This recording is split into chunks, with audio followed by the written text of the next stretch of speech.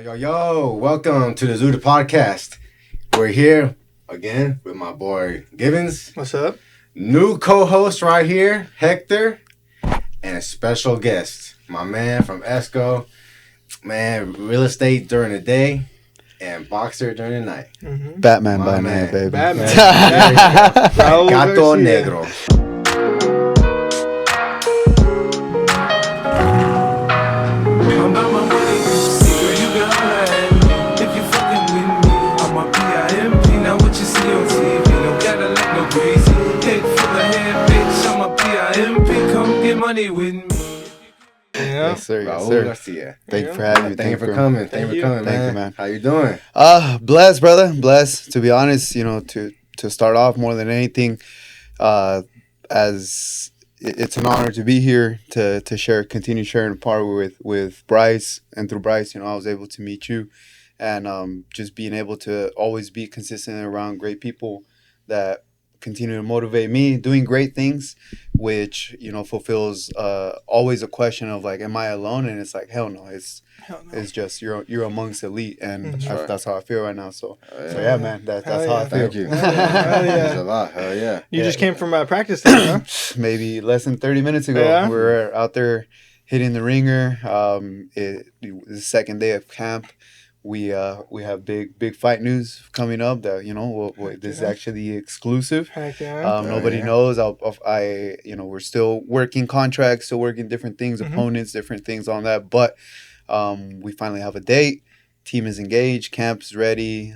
We've already been active all year. We never really stopped training, but That's right. now it's we have the target on site. And it's, I feel like we should give our viewers a little, background. Yeah. Like how long have you been boxing, and then like what's your Yeah. current record professionally? This wasn't always your thing, right? Yeah. You didn't always look like this, right? No, man. I grew up a chubby boy, a fat boy, right? A very insecure, very but always questioning like why people didn't understand me, and that created frustration. And I always believed that I was talented, and I always believed like in the visions of what's currently formulating that God's formulating with me right now, man. And they've always just been dreams and visions of like being in stadiums, man. Like I used to play soccer even as the chubby boy, and me too. and I could never keep up with these fools No. because they were always skinnier and all that. Faster, But I would play my heart out, and I would play rough, and but like in soccer, you can only play rough up to a specific level, right? 'Cause then you got to be technical rough and all that. But as soon as you start getting dirty, they're like, oh fuck, you get in trouble and all that shit. Like so. As much as I love soccer, and I love soccer so much, it just never loved me back. And that was a hard realization. And got to high school, and I went to Orange Glen, willingly went to Orange Glen, right? So I was supposed to go to Escondido High School, and because I was at Grant Middle School, right in the hood, bro. Like that's where I'm My from. mom went to Escondido High School. And She'd be mad at it. and here's the reason why, right? Like I thought that I was gonna go to the military. So I always had that like warrior spirit in me. And Orange Glen won CIF soccer championships. So it had what I needed, and it just so happened that my two older cousins were there. So it was kind of like, all right, at least I won't be the new guy in town, or like I'm a freshman but not a freshman. But I also didn't really want to go in there depending like on them to like be under their shadow or anything. So Be your own man. exactly. And I never knew that I always had a chip on my shoulder. And I didn't want to accept it. I didn't want to accept that I did want to prove something. I didn't want to accept that I was special. But even though I always felt special. So inside this insecure fat little kid that gets teased on, is dark skinned, works on the weekends because my parents I've been working since I was 8 years old because my parents have a soccer shop that's still there to this day really? in Escondido Swami, man. And That's your parents' shop? that's my parents' shop, Bro. man. and You been there? Oh, have I been there, Yeah, man? Because of them, bro. I'm sorry, but because of them, well, my dad was a soccer coach for Sunday leagues, and that's crazy. Yeah. And if you know Sunday league, ESCO, like leagues, a lot. That's how you meet a lot of people that you eventually go to high school with. You grow up and you get to know. They would hook it up with like fair prices on jerseys, and these were like good quality jerseys too, man. People like to rip on the swamp meat for its quality or for the environment that it's in, but man, those kind of businesses within the community are what keeps the community thriving. That's right. You know what I mean? Like at the end of the day, every community has its problems, man, but it's businesses like his families that like keeps him moving, man. Exactly. That Thank creates you, bro. that solid Thank you, man. foundation of community. I appreciate that, man, and that really means a lot because now doing which I'll talk more about, like everything that I do, like that's one of my biggest things. Yeah, like man. like someone knows my mom and my dad, like you know what I mean, like Yeah, dude. and like imagine not giving them a reason to smile, like hey, I know your son, hey, your son's doing this because like in the Bible it says, bro, like hold your family's name to the highest, and like if I don't maximize my position and everything that I do every single day, not only am I disrespecting God, but I'm also disrespecting my family's sacrifice, being at that Swami at 8 years old and seeing my dad, bro, like go.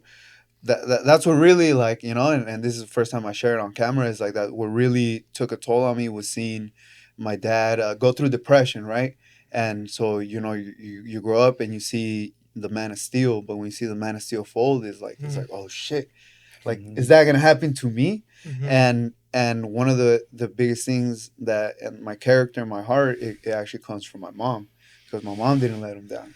My mom stuck by his side and was like, hey, don't trip. She picked up double shifts. So like that type of story, so like that Behind like every great man is an even better woman. 100%. I can attest that to this day. Like I wouldn't be who I am like without my lady, man, and that's something that I share with pride. And I also not too many people know her because I want to keep it that way. That's right. It's something that's special to me. That's right. Just like it was in my family, and I so just got to meet her because we ran into each other at the comedy show. Yeah, this last really weekend. on Met Saturday, my man. fiance, Nice. And little surprise, he was wearing Zooted too. yeah. I was bro Nice. representing, man. Representing. Gatonero and on there.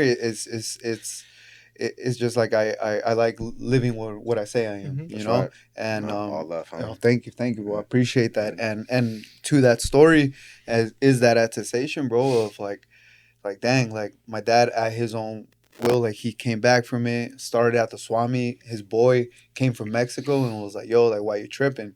The money's 2 blocks from here, and because I grew up on Hickory in Washington, the Swami's on Quince, so it's 2 blocks, 3 blocks at most. He's like, yo, like he's like, come here, guy. Like he gave him like $1,000, took him to LA, bought $1,000 worth of hats, and that's how the business started. So Wow. I saw that guy, So like that was a thing that like it was a life story, but it was the biggest blessing that I could have had as a kid, because now I saw my dad come up. I saw my dad have that support system, bounce back, have someone come through and was like, yo, here it is. Like, go prove yourself. Right. And he did. So I saw that. So now I'm growing up with these values that I didn't even know I discovered until because I have to like meditate, and like understand these type of things. And it's like, oh shit, like my foundation isn't like being the perfect producer, is just always working, because that's what I was taught. So as we grew up and the business grew from hats into a soccer store, which is what it is now and what we are in the community, it's like it's over 20 years now, man, that the business is still standing, That's fucking sick. Stop saying anything else. Say. and it's now it's a beautiful thing to share, man, because like I said, this is the first time I share this on camera, but like I all the credit is due to my father and my mother, bro.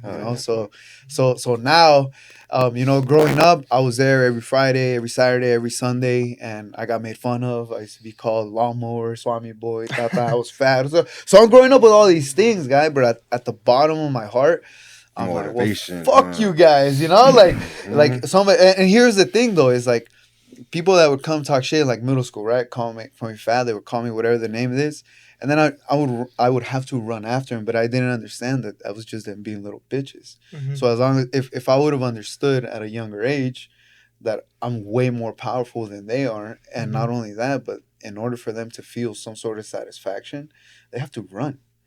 And so I didn't understand that until now, So it and that created anger, right? But now being being grown in the same family to where it's like Mexican household, super traditional Mexican household values.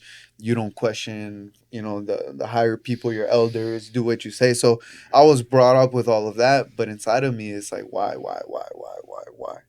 And I was taught to suppress. I was taught to so like all the traditional things to where when I would lash out, or the best way to feel was like fuck it, bro, because sometimes I would get punished, and it's like, well, if doing the adventure is worth the punish, yeah, fuck it, bro. And then I'll get my ass whooped, and I'm over here, I don't give a shit, and those little things of like getting used to pain as I'm growing up. Say that again. You getting jumped or what? No. Like my parents, when I would like misbehave, like they would discipline me and like all that. No.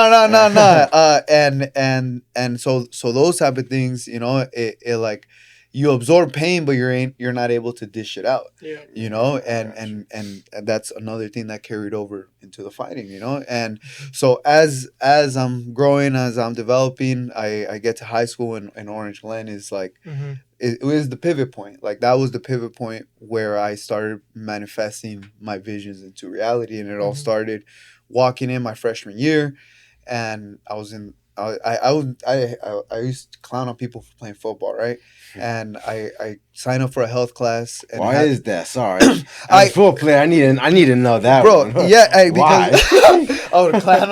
Because I was a soccer player, right? And I thought I was, and I was like, man, you guys are over there grabbing each other, like stuff like that, but it's funny because football players make fun of soccer players. Exactly. But I hadn't seen pads yet, right? Because it was flag football at middle school. Okay. So, but not only that, but I didn't understand that if you play football, you're the man, bro. That comes with lots of privileges, lots of benefits, but I didn't understand that until I walked those halls at Orange Glen, and my like first experience with speaking things into reality and visualizing was I walked into the weight room, and I saw 4 fat heads of the current captains, and they were right there in the weight room, all 4 in like action. And I was like, yo, every day that anybody that walks through sees that. Doesn't matter, teacher, counselor, blah, blah, blah. Nobody else has their picture on the wall right there, but these 4 motherfuckers that are in full suit doing something, do some cool ass shit. And everybody knows who they are. And there's 4 of them, and in the time when the season is, they are the king. Yeah, they do whatever they want. They get no questions. They're like all of that. But it comes, and what I found out, at the price of sacrifice, which is showing up to practice, hitting the weight room, understanding the sport, understanding film, being disciplined to the diet, being disciplined to your grades, like all of that stuff. I found out, but I was willing to do it.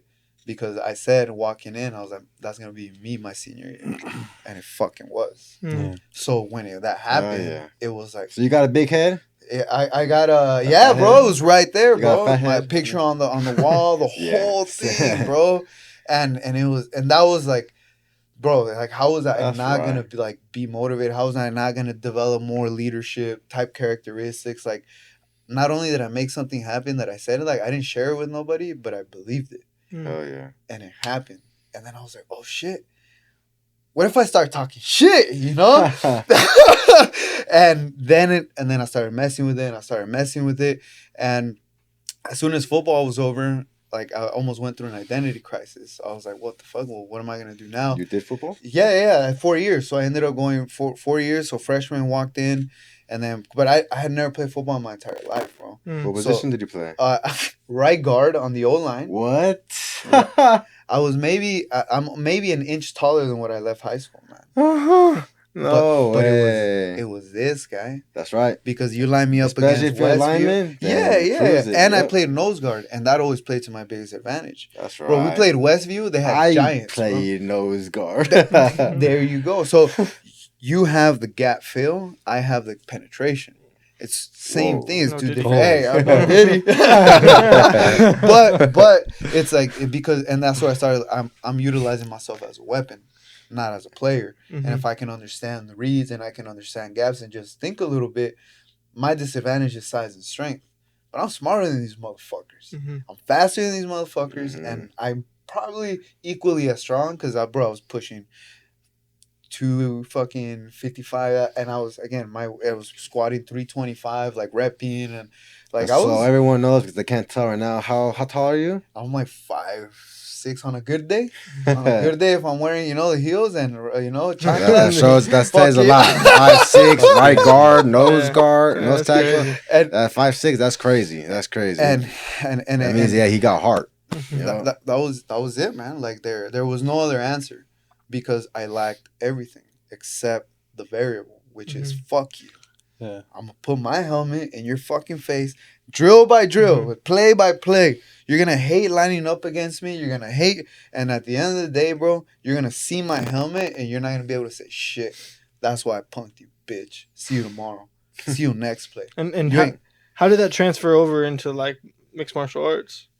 I was able to relive that. That's why I'm like, Did you wrestle in high school? Or I didn't, but I did roll with them, and then right after football, I went into MMA, and it was after high school. I was still my senior year. Not into Muay Thai No, or no, boxing. MMA, straight MMA. It was Escondido Fight Club. Joe Phoebus. Everybody knows that name. Yeah. This guy, he had Escondido Fight Club. I walked in there. My boy Smasher, to this day, a great friend, man. I walked in with a bunch of fucking hoodlums that knew how to fight, bro. And nobody was technical, but they all fought like, all had heart. woo, All had bro. heart, yeah. Escondido boys, bro. Yes, sir. That's what it was. Shout out Esco, baby. 100%, bro. Because and there it was like, I be the same drills, the same high that you get from performance, the challenge, the going in there, the sparring, and all that. And then, boom, I went to college. I took off to East Bay, and I was still trying to train here and there. But when I went to East Bay, bro, I never went to college I'm gonna go get my degree. It was, I need to get out of Escondido because I need to go figure this life thing out. Like I've been growing up, like there's these people living this way. There's rich people here. My mom used to clean, houses for rich people in Ranch Santa Fe. My dad has worked for, Boston. Like, and then all the pieces started connecting to where it's like, I don't care if I have to leave on a lie that, hey, yeah, I'm leaving for college. I was leaving to go find my life, guy. Yeah. Because and where did you go? Cal State East Bay. So it's Hayward, California. Haystack, badass place, bro. The whole East Bay, man, is like the Bay Area is like 4 different worlds divided by section. So it's San Francisco, it's its own world. Then you have the East Bay, Oakland, Hayward, San Leandro, and it connects all the way down to San Jose. San Jose it's like a whole different planet. And then you have the peninsula, which is Palo Alto, San Bruno, South San Francisco. So like that whole section over there. And when I left, I got to experience East Bay. I got to experience freedom. But then I started partying. Then I started way like what was that transition like? How did you start? Were you just off rip? Like, are you just? I'm assuming you're a naturally outgoing person when you are put into a room of people you don't know. So what was that transition like? What taking all right, the amount of stuff that you did in high school. Yeah. How did you transition into college? Like did you immediately start hanging out with certain crowds because of familiarity, or were you looking to really stay outside the box and just look for other interests? Like what was that transition like for you? You hit it right on the head, man, because to me, what I knew was football, the camaraderie, the team, right? Yeah. So the first thing I did is I joined the fraternity. And you know what? Shout out DSP. Got a tag on you, huh? For life. When I go into something, bro, it's like it's to my heart. Like it's over my heart for a reason. Yeah. So what's up? Where's the Zooted tattoo coming? Send the check, please. Comparing the two environments, right? Escondido to like now a frat house. What are some similarities and what are some differences that you immediately started noticing? I started noticing how quickly I could wreck my life without discipline. Which you can do in both environments, technically. Correct. Yeah. But I didn't know that the way I succeeded the most is having somebody to hold me accountable, which is a coach, right? So I had teachers, I had coaches, I had my parents, and I'm my own man now. Like from one day to another, you know, I go from having all the responsibilities of being who I needed to be because that's who I was, to you get to be brand new. Nobody knows you. Want. Yeah. Nobody, your parents aren't here. You can like Run amok. go anywhere. Whatever. Yeah. Bro, I was going to Santa Barbara. I was going when I was pledging for the fraternity. We were going up and down the state, San Luis Obispo, San Jose. Bro, it was they going crazy, did some crazy it was stuff. amazing, bro. Yeah. It was. We always said it's the most fun you'll never have again, and it's true. Yeah. And it's I wish true. I went to a 4-year. And the experience was great, right? But it cost me a lot. Yeah. What were some of those moments that you mentioned where you had to take, where you were held accountable? What were some of those experiences that stood out to you? It got to a point when I officially decided to drop out where I knew there was no way to turn this around. I was like semesters behind, grades behind. Partying so much or what? Partying a lot. I focused on the wrong things. I was trying to be cool with no foundation. And not what had made me and my identity at that point was being football captain. I was nobody over there, so I was trying so hard because my be brother the man again. Yeah. Through the way that Like chasing that high. Exactly. And you weren't doing sports out there. I wasn't. Yeah. I was fat. I was eating fast food every day, drinking, partying. Saturday, Sunday, bro, kegger. You know, everything that comes around because you go from because in football I was disciplined. Yeah, I went to party here and there, but now the party is always here. Now you have a choice whether or not you go to class. There's beer in the fridge. There's access to anything and everything. Going where man, Fred's probably partying almost every night. Oh my goodness, bro! Even I've if never you gone don't to better want to, parties ever. To this day, like I'll go to the believe club that. and I'm just like, What is this? sorry, excuse me. I'm like, come on, guy. Like, but You guys don't know how to party. but I'm glad I did it then because now it's like so it wasn't until you got back here that you started finding your own discipline. I dropped out. I came back and I was like, okay, man, like school's not for me. That path, that like traditional stuff, and it wasn't like me knocking against it. It was like, well, I've always had these visions of doing and being something fucking sick.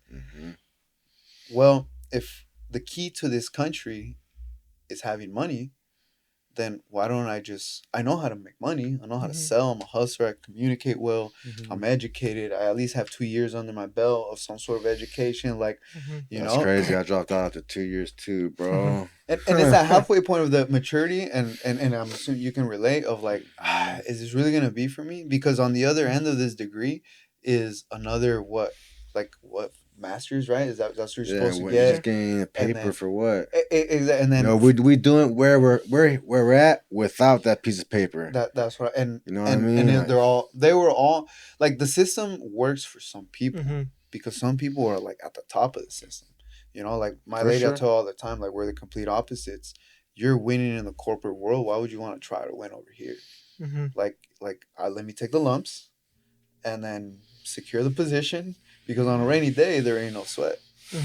When you have umbrellas on deck, you know, like damn, son, it's like God, bro. damn. But again, man, it's just like really being what you say you are. And you know, but everybody has their own path, man. Just like you said it, like dude, so everybody has their own way to incorporate happiness into their day to day. I think part of college also is just like hopefully getting lucky and finding exactly what you want to do for your life early on. Otherwise, you're gonna be miserable. Like if you don't find what you want to do, like then you're just wasting time. It's easy to you're gonna finish those 4 years and then what? And then you're gonna be depressed. 100%. I know so many people like that, but like you know, entrepreneurship. You're still gonna be depressed if you don't know what you want to do. If you're not bringing in the bills, you're not going to hunt and bringing in the kill, you're gonna die. Entrepreneurship is hard. It's hard, man. The hardest, bro. Hardest thing. I would not recommend it unless you're willing to die. Yeah. Like that's the only other like as cheesy as that shit sounds. Like, oh, if you do it or you're willing to die trying. Like, that's no shit, guy. Like, that was yesterday. Bro, you know? that really is. Bro. That really is. What was your first entrepreneurial like experience? Like, did you were you someone in school that was like selling something, or was it not until like after college? Well, no, I'm talking about like snacks. Candy, no, like candy, chips, snacks. Yeah. Well, I was. I'm just kidding. It was the swap meet for me. Okay. So I had high level game coming out of elementary school because I was this 8-year-old, 9-year-old kid talking to an adult out of their paycheck to get better gear for the kid. Nice. Because on the other end was a better dinner for me at the end of that day. Because my dad never paid me and nor should have like this. Yeah. He gave me the biggest gift in the world. He taught me how to buy low, sell high. And he taught me how to work for your shit. Like there's the two options, right? Either you're smart about it, you buy low and you sell high, or you hustle for your shit. But if you're a badass, you exactly. Yeah. So what was your first business that you were working on? My first failure. Was there one that the first failure was the pitch company. I tried to go out on my own from my dad in the sports stuff, and it didn't work because I was doing it for the money. I thought I could do better, but what I didn't understand is I had no passion for it because I've been doing it all my whole life. So just because I knew how to do it didn't mean I necessarily had to do it better. Makes sense, yeah. And I also wasn't willing. I was very selfish, right, with my time and what I wanted to do. And I was also not willing to join the family business because I wanted to do my own thing. So, man. For the consistent fucking point of fuck you. Like, there's no other way. And I've accepted it, man. Like what drives me is when I die, can I leaving 2 middle fingers in the air?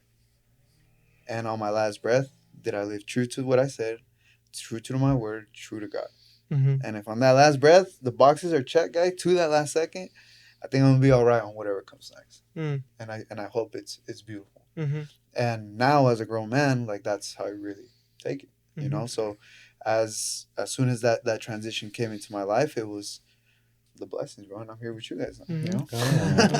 That's really it, man. And going back to that, like, aside from the hustling, and I was still trying to build businesses, and I started at Wells Fargo at that time. I started as a teller. I was a college dropout, right? So I was like, I need if I want to get money, I need to go where the money's at. So money's at the bank, right? So literally, like that, bro. Like, and I'm not sure if, like, the general public, bro, like, doesn't understand that these are private institutions, right? Like, you and I, we all here could establish paperwork that says we're a bank, right? We set up shop. And we start marketing it, and we say, we'll give you this percent, X amount, or you bring in this money, right? For every dollar that they bring into a savings account, we can now lend up 6 times. So if somebody brings $1,000, I can now give a car loan to somebody to $6,000. Somebody brings me 10 grand, someone brings $1 million. So the model is so awesome, bro. And like, that is now my end goal to include in these middle fingers. So going back to Wells Fargo was my business school, man. So a lot of people, due to the news and all the scandal that they went through, like, bro, it's America, guy. Wake up. Like, what are you, like, come on, guy, read the fucking paper. I like, everybody should. But anyways, man, it was the best MBA program, sales program that I could have been blessed with at that age, because I was a young, hungry motherfucker, and then I got put into an environment where you were rewarded by performing, rewarded by sales. You got promoted if you're on the top. So now there was rankings, there was number 1. So there was a reason, guy, to wake up. You want to be at the top again. Woo! And I get to wear a suit. Gotta have a big fat head, bro, on the wall. Bro, something about callback. Yeah, something about dressing nice and going to an office and going to a desk, especially watching your parents work fucking hard as shit in different environments. It's one of the best. College dropout, and I was 19. Okay. Whew, we bounced back, right? Like, all right. Like, we're back in this motherfucker. And then you're 19 at the bank. I'm 19 at the bank. I tell her college dropout after second year, right? And they're telling me that there's a thing called a personal banker, where not only do you get a fat fucking raise, but now you get fatter commissions, and you get to understand things like loans, lines of credit, checking accounts, savings accounts, CDs, trusts, 401ks, IRA accounts, all of the stuff that makes America great, right? Really makes America great, bro. So Now I'm getting put on game with these products, these services that they're wanting me to sell, but they're actually educating me on how the system of transaction and finance really works. So I went to go learn about money, and I was getting what I was searching. And not only was I getting promoted. I was on. So I started as a teller at 19, and by 23 I was already a business banker. So now what that means is that at the small business level, I was already managing. If you own the business anywhere in my location, like you walk through that bank, you have to talk to them. Like nobody can talk to you but me, because I'm the only one that's trained, certified, allowed, understands the concept and their products and what to do to help best service them, and not only help them save money, grow the bank, the whole thing, right? So at 23, bro, I'm fucking killing the game. We buy our first house at 23. Oh shit. Yeah, bro, fucking got locked it in. Everybody was like, "Oh, what are you buying like that shit?" At the time, the mortgage was like $2,800. And everybody was losing their mind, right? What? So and now it's like, what the fuck? I'll pay that any day. Nah, bro. They were like, what? Because rents around there were still like, this is 2016, so rents were probably still like 1,600-1,700, right, on a 1-bedroom apartment, maybe 2,100 on a house. So we're set, but that every single time that I was at the bank, all the people with the highest amounts of numbers in their accounts were like, buy real estate. As soon as you can. As soon as you can. Like, hey, bro, you're young. Buy real estate. You're making a lot of money. You're good. Buy real estate. Buy real estate. Buy real estate. More than 20 people, bro. Everybody had over 6 figures in multiple accounts. So it wasn't multiple, bro. Like there was millionaires, bro, that sold neon signs. Millionaires that sold cardboard boxes. So I started understanding that it wasn't about the fancy business. It was about the business. It was about doing stuff, simple stuff that nobody else wanted to do, and charging a fee for it. Buy low, sell high. It's that must have been a full circle moment for you. Then. It was. I was still dad man. And even when I bought my house, bro. Dad man. There's that time. Yeah, that must have been a full circle for you, man. And because when we bought the house, right, it's like, all right, cool. Well, now we did it. Yeah. And then that we go back up to the Bay.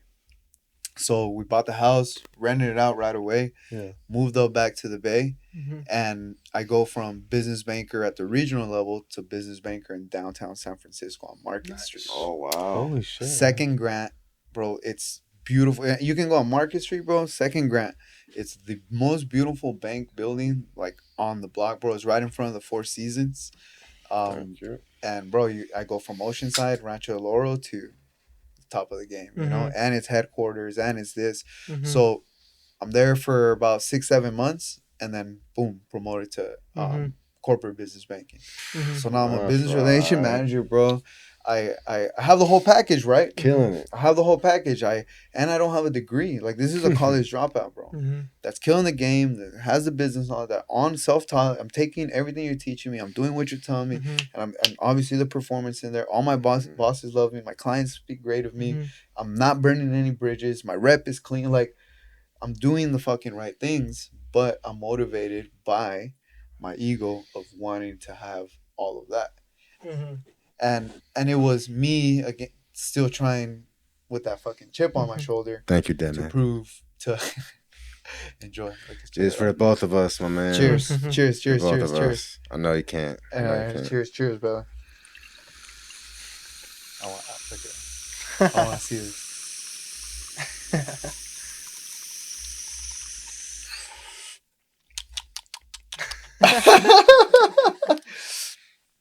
That's Jefe Zooted right there. I go bien. Hey, there you go.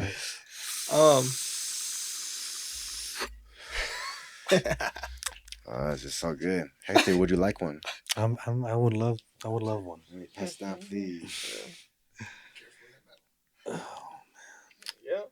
I wish you could try this, but I can guarantee you it is delicious, my brother. I believe you, bro. I believe you. And about 30 seconds. Oh, yeah. It smells very fruity, right? Bro, it's very tasty like that, too. Very tasty like that, yeah. I wanted to say for like your career choice and like the way you went about things, like there's multiple ways you can go about entrepreneurship, and I think you took a great route because honestly something I wish I would have done earlier in my life is like find a career or like somewhere that you want to learn as much as you possibly can about it, and you're basically going to college, Wells Fargo, like and doing this and getting paid for it. You're getting paid to learn. 100%. Best situation ever in life. 100%. And I didn't take that opportunity for granted. And I got to corporate and still going through all that Wells Fargo bullshit because loyalty is the shit to me, guy. Like when they started going through that whole scandal, I was like, who, like people jump ship, people like on there, but that like to me, hey, cheers. But to me, bro, that's like a thank you, Dad, a test of character, you know, like. Testing his lungs too. Oh, 3 times. Damn. That's crazy. Hell yeah. You meant I ask you. So transitioning into the. Oh, sorry about that. Talking about transition, do you want? I'm sorry. Before you want to ask this question in the smoke, a hot box. I'm down. Sure. Yeah, let's say. I'm pretty down. I'm pretty down. Let's do that. All right, we're gonna take a little transition. Yes, sir. We'll see you in the next segment real soon. Segment brought to you by Trap Rap Tobacco. We don't have the Lolo today, but we're in the Scatty, you know, with my man El Gato Negro. Sir. And Hector. So we're gonna get what food? Sorry, you don't got no special name. I'm sorry. That was funny as fuck, man. And Hector. Fucking Hector, huh? And Hector. So yeah, let's get Zooted. Hector is the most famous Mexican actor ever, and it's always the bald guy, remember? Yeah, for real. Oh, the dude from Fast and the Furious. He's Hector all across, I know guy. exactly talking. Yup, that's Hector. Oh, he's the cholo in every movie. Oh, man. Hey, so being that we're, in the hot box, man, let me ask you something, brother. Earlier we were speaking about your transition, from like creating discipline based off, the partying in life that you were living. Can you talk about like the difficulties of transitioning out of those vices? Yeah, man. It was first off, it was tough to accept that they were vices, It was tough to look at myself in the mirror and be like, you got yourself here. Like, nobody told you to eat that fast food. Nobody told you to tap that keg. Nobody told you to take more shots. Like, nobody told you to do any of that. And not only that, but every single time that you do this same pattern, you end up either hungover, wasting a whole day, spent money, and you're no longer happy like what you thought you were the night before, but you're not happy. You just forgot about all your problems. And that was the toughest thing, because that came with that personal responsibility of knowing that everything was my fault.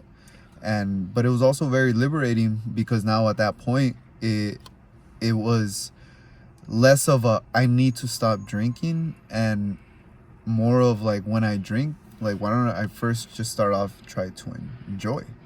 And if I'm drinking 10 beers, let's start with 9. And then we'll go to 8. Work your way down. Yeah.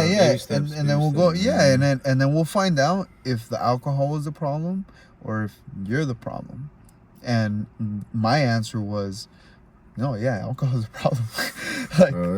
You're undisciplined, you lose sleep, you lose focus, you lose money, you lose time, and then most importantly, I remember catching myself like all drunk and then like throwing up on the toilet, and I'm just like, after waking up, and like I was like, what am I doing? Yeah. Like, what the fuck am I doing? And I'm never gonna drink again. And it was like I felt embarrassed of myself, bro, to myself, because I'm like, you're on your knees on the toilet in pain, and there's no reward from this.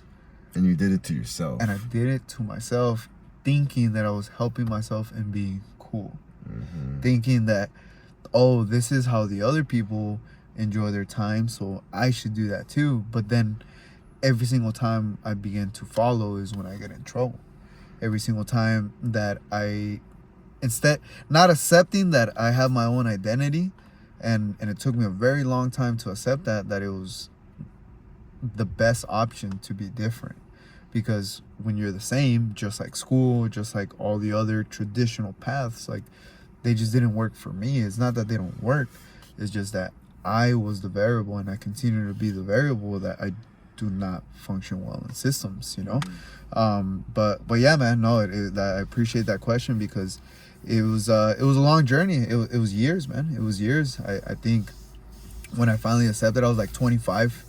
After, you know, still being at the bank, still doing like all these things, but the common variable of failure for me was alcohol, because of all the reasons, you know, that I previously mentioned. But most importantly, it was, I continued to regress. I continued to personally, like, it's very easy to confuse a reward with like especially when you're talking about working as hard as you've been working, kind of like growing up the corporate ladder. It's very like easy reward. The reward is like, oh, I gotta have a drink after work. Yeah, you know what I mean. And bro, if I would have gone to the gym when I wanted to reward myself, if I would have chosen pain, I would have got healthier. Maybe I would have worked more. Maybe I would have performed more. Maybe I would have gotten an extra commission check. Maybe this is, but now it doesn't matter, because what I do get to control is not doing it anymore right now. When did that finally click though for you? When was there no more chubby man, and you said, fuck this shit, I'm changing this, I'm gonna start working out, I don't like my body, it's not gonna be like this anymore? And then I know you said that, you know, you never even thought about having this career before, right? You just wanted to change your body, and then, you know, you go ahead and tell that story a little bit. It all happened when I met my coach, Vincent Scacco, man, a war veteran, Marine, 3-5, man, and he's a war veteran from Afghanistan, guy, you know, and the relationship that him and I had, like, it's different because of the same variable of every other coach that was very influential in my life, is that he believed in me from day one. Because when I came up to him, I said, hey, I used to play football, I used to do MMA, this and this, I'm looking for this type of workout. But behind all of that is this 235-pound man still thinking he's that young, ugly, fat, dark skinned, all these things, right? So now I'm just older now. But when I met him, my dad had cancer at that time, bro, and I felt like the world just kept on, you know, bop, and I just wanted it to fucking hit back, bro, and I was angry.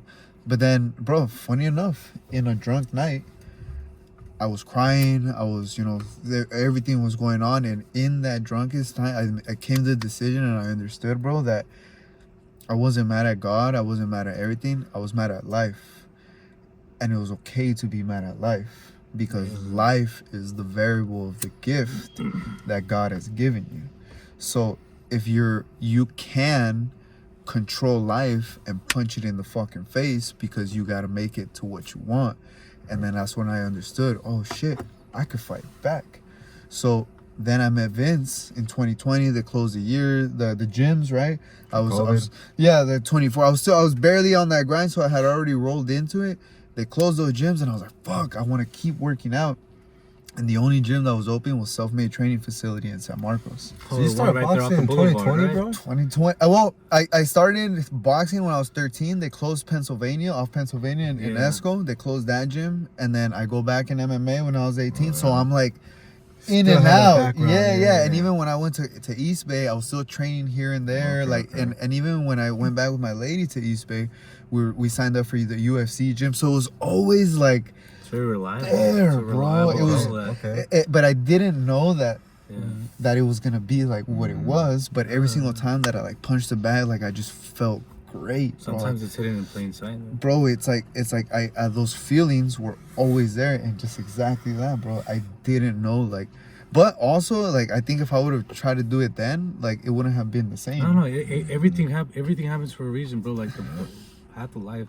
Absolutely. So, and that's yeah, cool.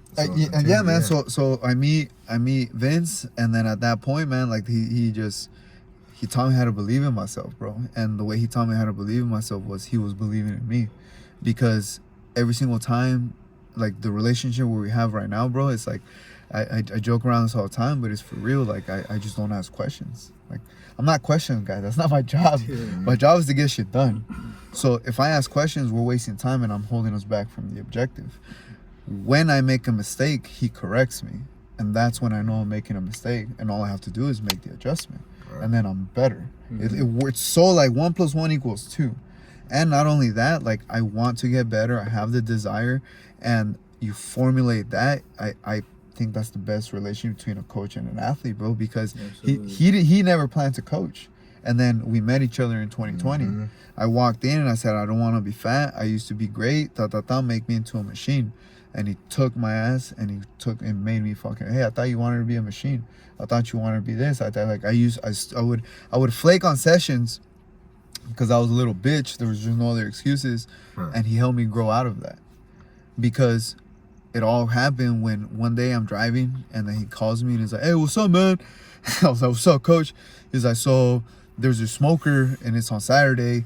I figured you've been training for like 6 months, so what's up? A smoker. Exactly. Exactly. And I was like, I thought this was a smoker, you know what I mean? Yeah, what's a smoker? Yeah, what's up? And then he's like, I was like, what the fuck is a smoker? He's like, it's a fight. Oh shit. Like, oh shit. I was thinking barbecue or something. Nah, bro, exactly that. And I was like, that's exactly what I said. I was like, oh shit. He was like, this is where he got me, bro. He's like, you can say no, but I figured that you were ready. And I was like, what the fuck? No one has told me that. No one, like, in your life. Football, parents, the job, career, my wife, everybody, bro. Nobody.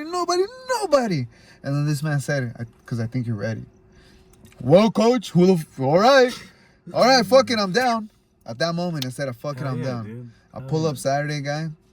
Not sure if you ever met Tyler. He used to train at Chainsaw. Mm-hmm. So he had a couple years of experience. Shout out to him, bro, because without him, there's no Gatomero, bro. I go in, scared as fucking, bro. This is a guy, fat kid, insecure, has never fucking done anything for himself. Like, walking into a cage to fight another man on a Saturday afternoon.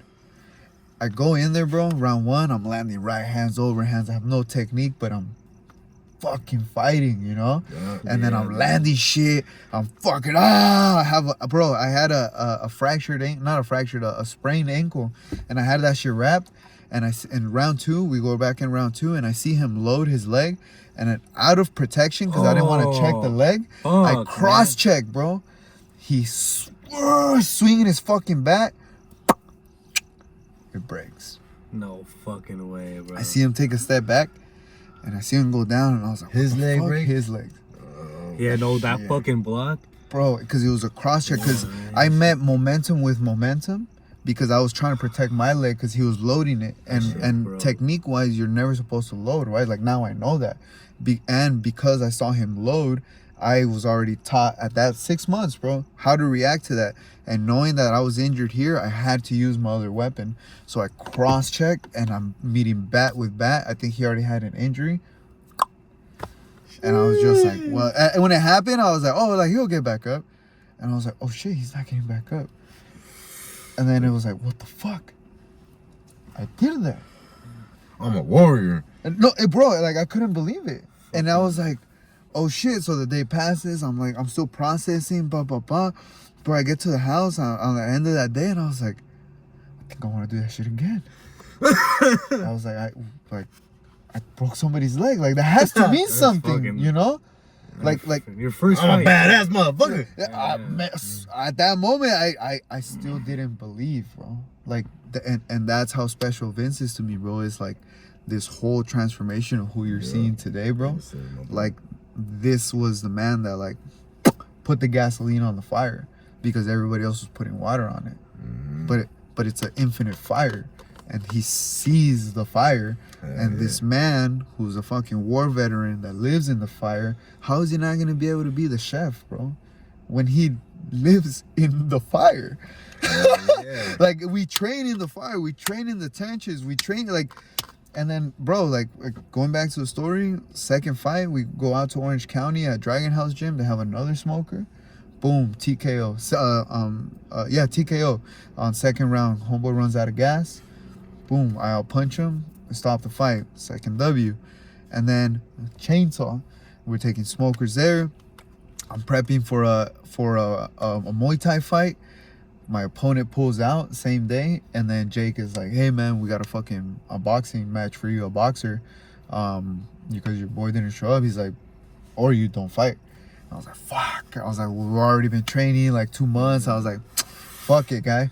So I go in there and I have a war, bro. I have no boxing technique. I'm a Muay Thai guy. I almost need this guy, bro. Like, it was so close. And bro, homeboy shows up with a diaper, like all like whole pro shit, bro. Cause he was like, "What are the rules?" I was like, "Well," and I didn't have shoes because I'm fucking shut off with Muay Thai, you know. I was like, "No shoes, guy." Fucking stance is completely different. Yeah, bro. So I'm in there barefoot. I have no like nut protect, like not like obviously a cut, but like for Muay Thai, you know. The homeboy shows up with the whole fucking side padded. I was like, whatever, guy. Yeah, bro. The whole fucking. I'm just like, I'm like, all right, whatever, guy. I'm here to fucking scrap, you know. And bro, same thing. Went in there. I know I took that fight. They didn't give it to me, and that's the only fucking loss in my entire fucking career. So it still lives on me, but it doesn't matter, bro. It really doesn't matter. Damn because near undefeated. But I always say I didn't lose that fight because I wasn't prepared for that. You ever thought about running it back with him? It makes he has nothing I want. He has nothing I need. That's right. But because just for the love of the game, because he gave me what I needed at that point, which was to take a loss, or else I'd be undefeated. Right now, I'm thinking I'm untouchable. And bro, it's better to lose early than it is to lose when you're deep in and you think you're untouchable and you're thinking on there. Because at that moment, I was like, oh shit. At that moment, bro, after that fight, bro, it gets to you, bro. Like, I'm fucking passionate. I'm putting in all this work. I'm doing all this thing. Like, I'm like, fuck, But there was never a, like, is this for me or was it not? I just hated to lose. And the next day, with my lady, we went to Rosarito, and I just needed some headspace, you know? Shadow boxing on the beach, doing my thing, going on my runs. And then I was like, okay, well, this is never gonna fucking happen again. Like, fuck this feeling. I ain't never gonna fucking feel this. Fuck that. I'm gonna go back in there, and the next one, I'm gonna fucking leave no fucking doubt. I go back to chainsaw. I get my leg back. I go to fucking it's different opponent though, and then I do one more at chainsaw. And as I'm doing all of this, I've always been active on Instagram, and I've always liked taking sick pictures, sick captions, just because it's like I'm documenting my journey, you know. And I collide with this promotion because of, you know, I have decent followers, decent sort of traction. I have the persona, and this promotion called IFL gives my coach a call, or my coach gets in contact with them, and they're like, yo, yeah, we do have an opponent for your guy. All right. This is the guy. And the guy that was supposed to fucking fight, he was their A fighter. You know, I was the B fighter, because they thought that I was gonna go in there and get my ass whooped. And the crazy thing is, bro, is the A fighter was supposed to be having what I have right now, because he was supposed to win. But I went in there, same thing. The technique that I had is the technique that I had. But I went in there, scrapped. Now I'm working with Vince, my head coach, Joe Las Pistolas, who's my co-head coach, and a very special coach to me. He's in TJ, and I started going to train in TJ. So now I'm getting, these are my 3 components of camp. I'm sparring at chainsaw. I'm sparring at, you know, at all these. So now, because I started in the community and I started with the shows and showing love, performances, doing my thing. As they're seeing me come up, everyone's showing love. Everybody, all the coaches, Coach Adon, you know, Jake, bro, now at levels here, we go, bro, 10th Planet, Adam Castro, like, bro, everybody now, the community shows love, guy. But because we put it on for the city. Yeah, bro. And not only that, bro, and they've told me multiple times, they're like, yo, we always we thought that you were like this influencer fighter. But I'm like, nah, guy, like, because when my card gets pulled, like, I gotta then you just do a big fight in Tennessee. Huge ass fight, bro. Yes, I was the underdog again, bro. And that's the consistent fucking theme. And it's like, all right, I'll go whoop your ass. Like, you know what I mean? Like, I got okay, like if you want, you know, and then because we did that, you know, we're now in the position where like we're not just good at fighting. We have the entire platform. We have a community. Have a sick ass fan base, bro. The support, the sponsors, the team, the people. Like, bro, like I'm part of the Escondido Rotary Club. So not only am I with my community, I'm participating in my, you know, back with my high school. Now I'm like literally in the scene with all the most successful business people in Escondido that sell cardboard, just like commercial real estate, insurance. So it's like it doesn't matter, you know what I mean? Like what these fighters do, bro. At the end of the day, I have the value.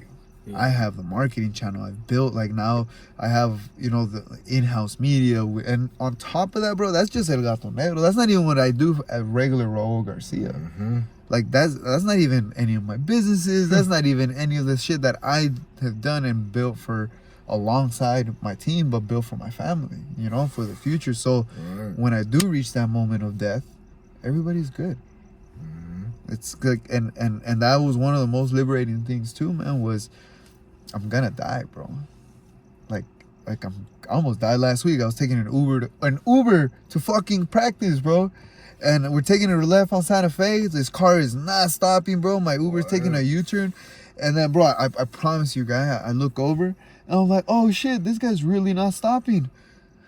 Oh shit, he's really not stopping. And I was like, oh fuck. Well,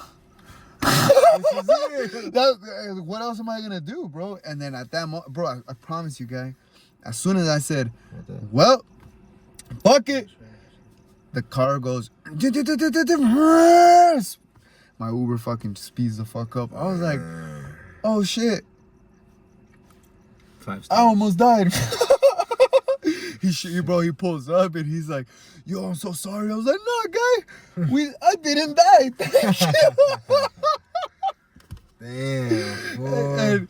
And yeah, man, it's just like at that moment, bro, even if I had $100 million, I would have died the same. So it doesn't matter. Like, it doesn't matter. But what would have mattered is who's gonna show up at my funeral and what are they gonna say? Because for those following 3 days, I'll get the you know, the like RIP post or this and that, and then, bro, And then what? that's it. No hate, bro. No shame. Like, why would my family should live with misery? Nah, guy. I've moved on. My faith, I'm now in a better place, and I will be. Right. So I'm upgrading, guy. However, like, I know it's sad the way it is, but through scripture, guy, like, it says, like, this is the journey. Like, that's scripture. That ain't me, bro. So if scripture also says, believe in me blindly, who am I to question scripture? And who am I to question? Like, don't question me and I'll give you gangster shit. Okay. And now I have gangster shit. I was like, oh shit, that easy? Okay, so what if I do this tomorrow? Here's more shit. Hey, I got this going on. I have no idea how I'm going to figure it out. But this is where you come in. And then I turn around, I still go do it. And then the answer is, I'm like, okay, cool. Now I'm going to do this every day. And what does that come? It comes with the path. It comes with the discipline. Because how's God not going to bless you when every single time he blesses you, you bless other people? You bless the community. You bless the message. You bless the thing. And ultimately, no matter what, before any credit, like, the credit goes to him, guy. Because That's right. he put Vince in front of my path. He gave me the family. He gave me the struggles. He gave me the swap meet. He gave me, you know, seeing my dad in the pressure. He gave me all of this, bro. He gave me my darkest moments where I almost jumped in front of a fucking train in San Francisco because I couldn't take it no more.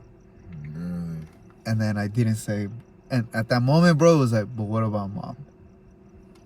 And there's a song, bro, I'm not sure if you heard it. It's called Razor Blade Salvation by Jedi Mind Tricks. He's writing a death letter to his mom, right? And then that one is, hey, keep that death letter on the low because I'm glad I stuck around because shit got better. Like that verse, that sound, that everything, bro, like that played in my head when I was about to jump in front of that BART train, bro. Because I was in that train every day at the bank. Every day, take that shit in. And that's when I knew. I was like, oh shit. Destined for something better. It had to be. Like it had to imagine, and I was like, yo, bro, like imagine if you would have jumped, like the unfulfillment, the misery you brought on your family, and then you had to meet God and say like, yeah, guy, I couldn't take it, so I was a little bitch and I quit. Yeah, it doesn't only affect you. And then what if at that moment he's like, well, because you're a little bitch, now you don't get to keep your memories and you have to restart. What if the reward is keeping your memories and knowing that you get to move on? Yeah, stuck in purgatory, or you know, or what if he's like, hey guy, like you passed, cool, you move on to the next level. It wasn't as scary as it was. See, I told you. You saw how you kept winning when you were believing, and then when you're about to die, you like at that second you said you believed. Here you go, guy. Just like I was giving it to you, it's that fucking easy, right? Didn't you tell everybody like? Didn't I just send my son and I literally let you guys kill him, and you guys still didn't? All right, fucker, do it your way. And then that's why it's not that God allows fucking pain, misery, or anything, but we created that. Human greed, money, envy, competition, the wrong competition. The right competition is how can I compete against the wrong things in order to create growth. Yeah, man. That's some real shit, man. That's it, man. That was cool. Yeah. Well, shit. On that note, we're gonna wrap up the Zooted Hot Box in the Scatty.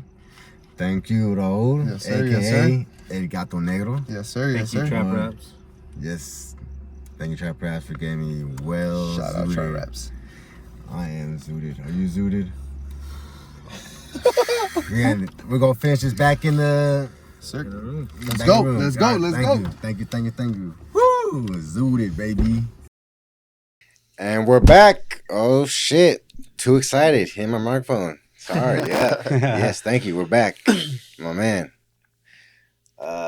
Shit. How was the first Zooted hotbox with the guest not getting Zooted? Did you get second hand high? I could definitely see you guys having fun. That's for sure. It was an awesome experience. Mr. Giggly over here. I feel like you got some second hand high too. Hey. Good thing is the windows were down. Yeah, exactly.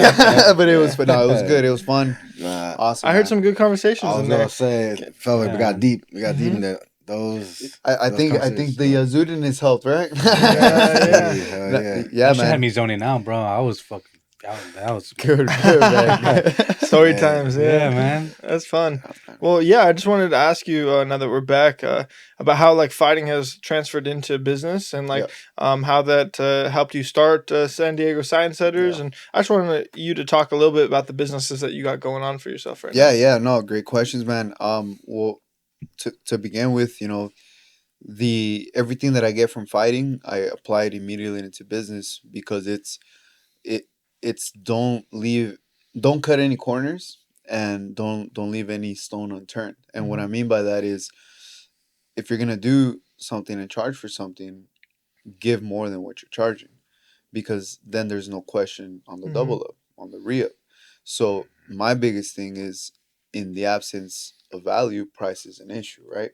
So where the fighting goes is every time that I put myself through the trenches, through a hard practice, I'm getting punched in the face, punching people, all that.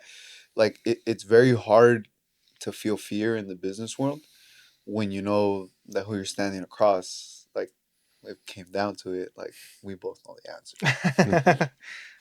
But that at the same time gives me the most humility of not being fazed by the simple things. Yeah. You know, the simple things to me are profitability, scaling, like all of those are like givens that come with businesses, and I think like if you're really that good at business, it just comes naturally.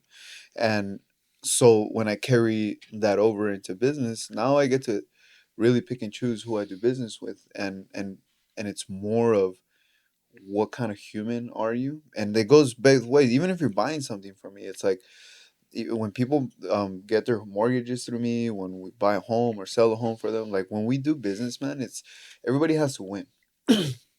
Because then I become the guy that creates deals where everybody wins. Everyone's eating together. Because how is that not the objective?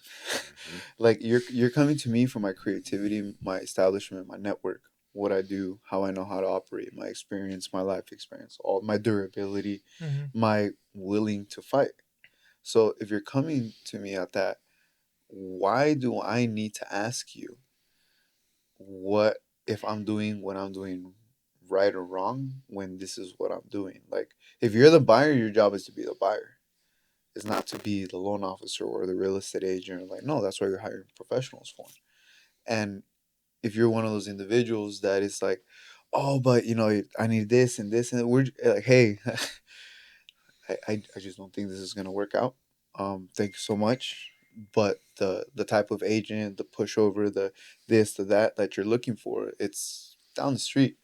And they'll do it half the price, how you want it, the discount, the bending over backwards, answering your calls at 3 a.m. for the little things that you don't like. Like, they're out there. I'm just not your guy.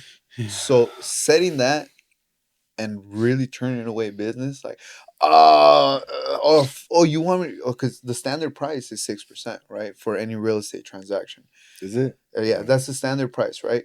And the reason why I say the standard is if you're doing your job correctly as a real estate professional, there shouldn't be a question or a doubt on why you're earning that 6%. So the way I view it is somebody has entrusted you with, well, the majority of the time, a lifelong asset that it's all they have. They're very common in California. You're cash poor, house rich. It's a very common phrase in real estate, and especially here in California, there's properties that you've bought for 200,000 that our parents have bought for 200,000 that are now 1.2 million. Yeah. There's a lot. It's a lot of money. Yeah. Changes lives and all there. So with that comes a lot of responsibility, man, because it's $1 million, bro, and you're coming to me, and now we're undigging this unreal amount of money and we're making it real. And once it becomes real, now it's not just about helping you sell or helping you buy. It's when you have your $1 million, how can I help you not pay the highest tax amount? How can I continue to put you in the best position possible that you don't lose what you've protected your entire life off of going to Vegas once? Like, how do I continue? And you don't need me to do that, but that's what I want to do because we get to do this again in 5 years, in 7 years, in 10 years. And then every single time that you have any sort of question, a financial question, a liability, risk, or anything, you're picking up the phone and you're calling one person to at least start your journey. And that's what I have built now. So San Diego Sign Setters was built off of my trunk. Like, I used to have a nice car, sold that shit, gave it up because that's what I knew had to be done for a business, right? That's right. So Sacrifice. 100%, and it was the best decision because that $600 that I had going in a car payment, $200, $800 now, right? Now that 800, bro, I could help contribute that to somebody to help me in my business. But what I'm really doing is now putting food on the table for somebody. Like, somebody's family is now getting fed. Somebody's like all of these things mean more than just like, I get to cut payroll. Like, I'm the boss and I get like, nah, guy, like, I know what I'm doing. Like, I know what I'm doing, and I take so much fucking pride in that because now, like, from the trunk of setting up one open house sign, like, now there's multiple families, and now I'm hiring sales assistants. Like, I'm tomorrow morning at 8 a.m. I'm interviewing my first college like interview person on my sales staff, and then at 11 along, like, these are young women with college degrees that are now. I am now blessed to be in a position to like now hire the people that go to school to continue them. Not to say that I'm better than them, but now if I could be the variable, it'll help you grow. Exactly. So now the system that I thought was against me to fucking get me out or keep me trapped, it wasn't, bro. It's a successful system that I needed for it to survive because it produces the best type of talent. To me, nobody's an employee, bro. It's a team member. Like as I continue to build. One day, and I tell us all the time, I'm going to sell San Diego Sign Setters for $100 million to a tech company because it has the structure. We have the market coverage. We're the best in the game. Nobody does it like that. We're always available. And even when I'm not, I fucking make it happen because it's my company. It's my baby. I fucking do what I want to do. And no matter what, the reason I fucking feel so strong is because there's an entire team that is also hungry. They're about making their money. They also wake up at 2 a.m. They're out there making 8, 9, 10 fucking drops, 8, 9, 10 different fucking pickups. And they're about their shit. So what's up? Yeah, that's what it costs, motherfucker. Of course. Mm-hmm. Because you're now not waking up at all. You don't even have to stress about nothing. Now you know that all I am is part of your marketing budget. Mm-hmm. By solving a problem. And how do I do that? Through labor. Mm-hmm. That's my service. The product is the sign setting. Mm-hmm. The service, though, is that it doesn't fucking matter if you're calling me on Friday on a last minute fucking thing. Can you help me? Can you help me? Of course. I got you. But now it costs twice, though. But you understand, though, right? Like we're talking about hours and work. Like I'm gonna go do this shit. You know, like you think I'm gonna call my fucking boy that's already ready to go, set on schedule, like da. And even then, bro, I'm so blessed to have a sick ass team, bro, that I do make those calls. Yeah, fucking send it. Mm-hmm. All right, what's next, guy? And now the culture that we've established, bro, is a bunch of go-getters that are crazy just like me. That's what you that, need. That it doesn't that the traditional path didn't work out. Bro, like the people that like work with me, they train with me, they eat with me, we all enterprise together, we work so like, bro, like we've built a company out of my garage. And now there's people showing up daily like if it was a regular fucking office. We're about to open an office here in Oceanside. Like all the shit is becoming real. Yeah, congratulations, bro. Thank you, man. Like, Yes, thank you, sir. bro. And it's been a lot of fucking work, and it's gonna continue to get even harder. But now all I have to do is be in better shape, eat better, Mm-hmm. rest more, Mm-hmm. work less. But at working less, just pay more. Mm-hmm. Take the pay cut. Be fucking humble. Like I don't need like okay, cool. Like yeah, this quarter was sick, but do I really need to fucking eat steak and lobster every fucking day? Right. Or am I really about like what can I do with this extra $800? Put it into my company, $400 into my company, $400 into another asset, and the asset is the individual, the human being. Mm-hmm. They're the true fucking core guy. Because just like me, I felt underappreciated even at the highest corporate level. So who am I to equally treat the shit that I hated? Mm-hmm. What if I create some gangster shit? What if every single time that I get to myself into some sort of fucking sporadic fucking thing, it's because my team is ready to go. So by the time I come back with whatever the fuck it is Raul found out in the field, the team is ready because they're all hungry, guy. Mm-hmm. They're all, again, the same schedule. They're willing to wake up at 2. They're willing to not fucking like these are the people that are around me in my team, on the enterprise side, on the fucking fighting side. Mm-hmm. Like it's the energy that you fucking need, bro, because then the shit falls. Mm-hmm. If you're around fucking rotten fruit, you're gonna be the rotten fruit. It's contagious. Exactly. It's a cancer, guy. It's a cancer that when somebody doesn't believe in themselves, I tell them go fuck themselves, guy. Get that shit away from me. Cause that used to be me. Fuck that, bro. I'm keeping myself away from myself, guy, because I hate that guy. I killed that guy. That guy's fucking dead, and he ain't never coming back. Cause fuck that fool. Mm-hmm. Fool's whack. That fool sucks. I'm embarrassed of him, but that was me. So now I keep that shit away. Mm-hmm. It's easy. I just look surround for myself. yourself with winners. I think your strongest skill set is on top of like knowing business and understanding business and how the financial world works. I feel like you just know how to build a good culture, and you know how to build that barrier of like, hey, are you gonna actually want this shit as much as I do? Because I want you to want this, and if they don't want this, you're gonna like invest your time and energy into them, but you know also when to cut the ties off 100%. and say, hey, like, unfortunately, you don't seem to want this as much as I 100%. do. And I want you to want this. I want you to succeed, but I can't do it for you. I can't do it for you. You got to do that for yourself. And it came after all of the failures of people who I thought were gonna come through. Sure.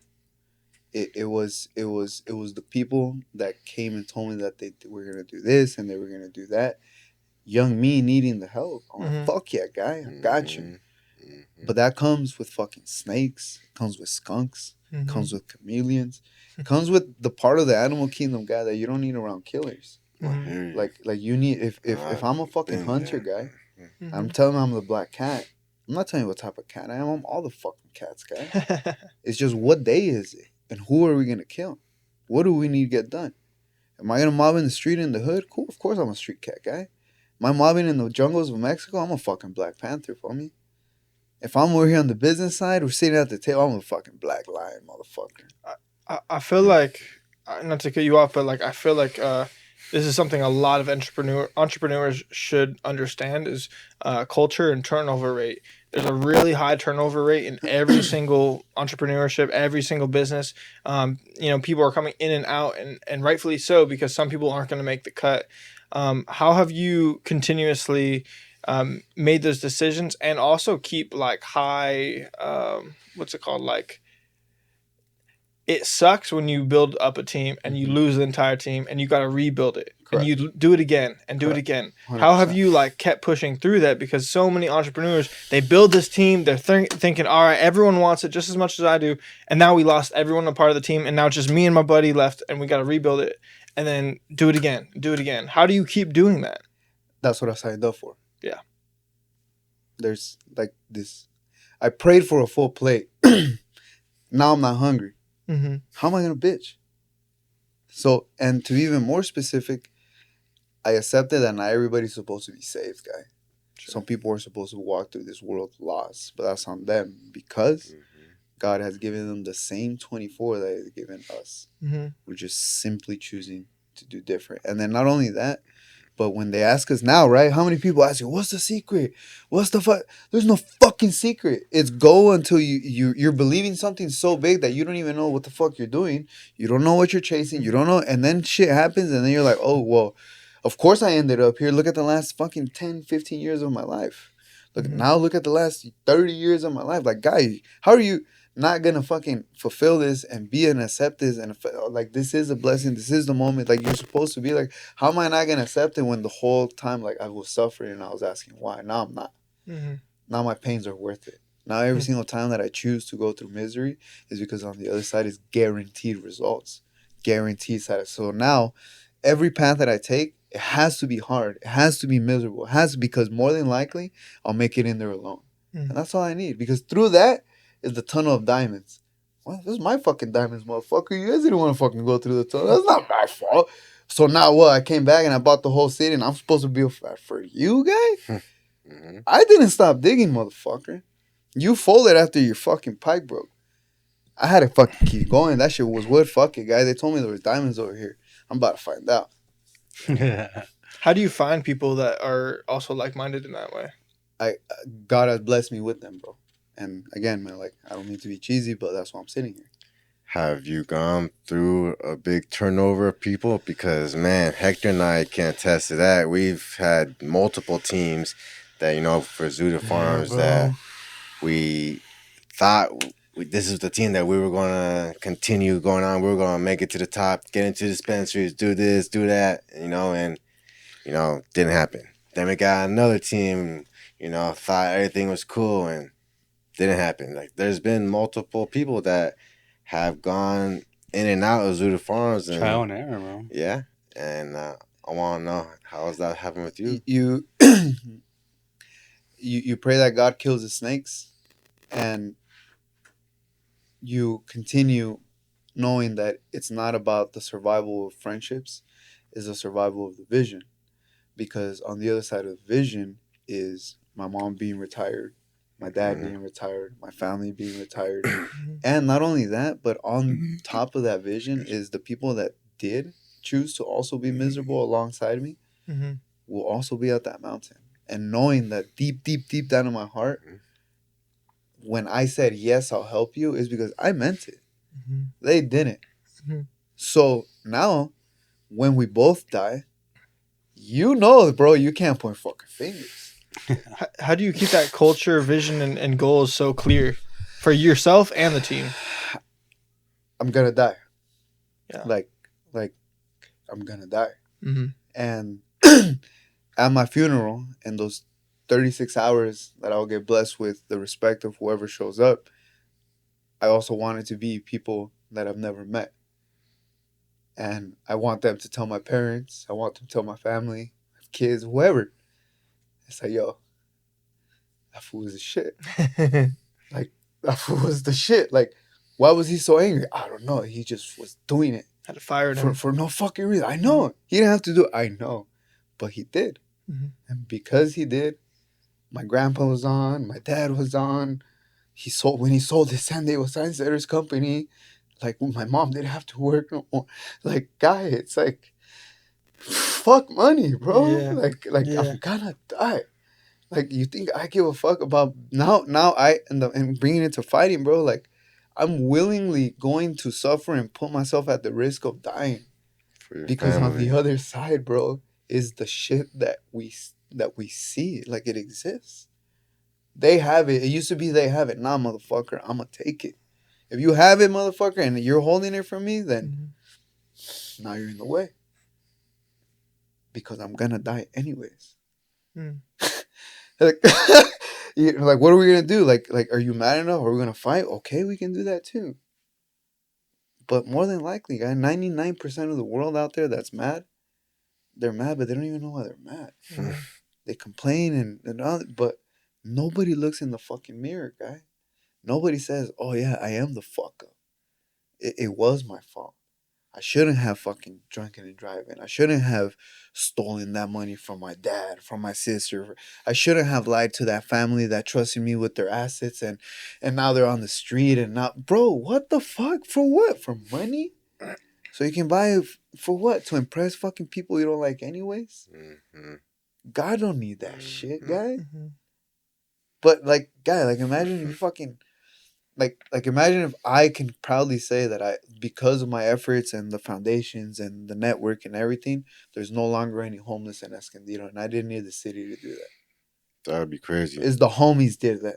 Motherfuckers that enterprise, that push it together, that had their own billies on the deck. Fuck you. This is how we do it, homie. Private enterprise, because this is America. God bless America, baby, because this life doesn't exist anywhere. And my parents immigrated to the place. They ate the shit. They did it. Who the fuck am I to disrespect that? Like, you need to honor their name. Like, who am I, guy? Who am I to quit? Like, my lineage, guy, has survived up to this point. Like, there has to be some sort of warrior shit in me. Like, like, there has to. 100%. I believe it. Like, now I accept it, bro. Like, it's like, it's not a lie, bro. Like, I'm down to scrap. You know, like, fuck it. I was gonna go to the core. Like, so whatever that fucking spirit was, it's true, man. And now I'm like, God, it's true, bro. God gives each one of us a gift. If this is my gift, so be it. I'm gonna keep pressing it, because if it is my gift and I've recognized it, and this is where the blessing comes, and then the world changes, fuck, man, I'm glad I found it, because I almost didn't. And even if I found it, even as I'm going and everything's going good, and then God says, all right, bro, you did it, you found it, boom, I died. Woo, we hit the plan. Yeah. Motherfucker went out here. But you know why, bro? Because I took inspiration from Jesus, bro. Real talk. Homeboy on the cross was saying, God, Father, forgive them, for they don't know. These fucking idiots, they don't know what they're doing. Yeah. But it's all good. I've never met you before, but I knew this was my mission. This was my journey. Boom. Passed away, guy. 3 days after, resurrected from the dead. And literally through scripture, bro, it says he rose to the sky. This is how I visualize him going up, bro. Real talk, guy. Yeah. Because who killed him? The people in charge. The status quo. This is the way you follow the scripture. This is the way it was. Who's this crazy man? Ba, ba, ba, ba. All right, guys. That's the way to go out. That's the way I'm going to go out. I'm really fucking committed to that. I love it. Like, that's the way it's going to go. And it's like, I just don't have fear, guy. Yeah. Because I'm going to die. Yeah. And that's how you enter the ring. And that's why it's scary for any motherfucker that wants to fight you. I'm willing to die. You're willing to die, yeah. There's just more than the glory on the line, guy. And then regardless, when the glory comes, it's all to God. So it gets passed up. The glory, the praise, the everything, 100%. But it was him first, before me. And then my responsibilities are what I do with after that. I don't fuck the hype train.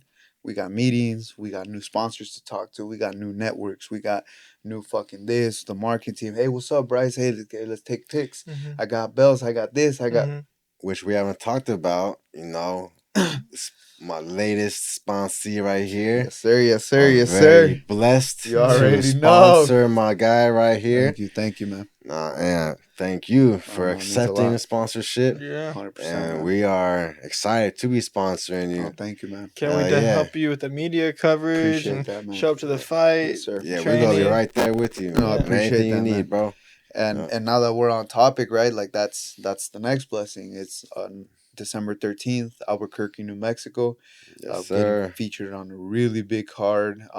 My home promotion, which is IFL Influencer Fight League, they're now cross promoting with rest in peace Johnny Tapia and his foundation promotion.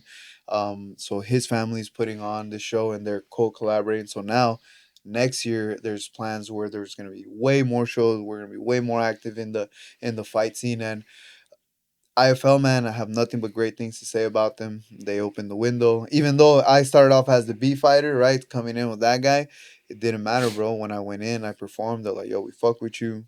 And they signed me on the spot, bro. Hell yeah. 3-bout fight. This is my last fight under contract. And then after this, again, bro, they're bringing me to the table. We're able to work together and just really represent what we are, bro, which is a hardworking brand.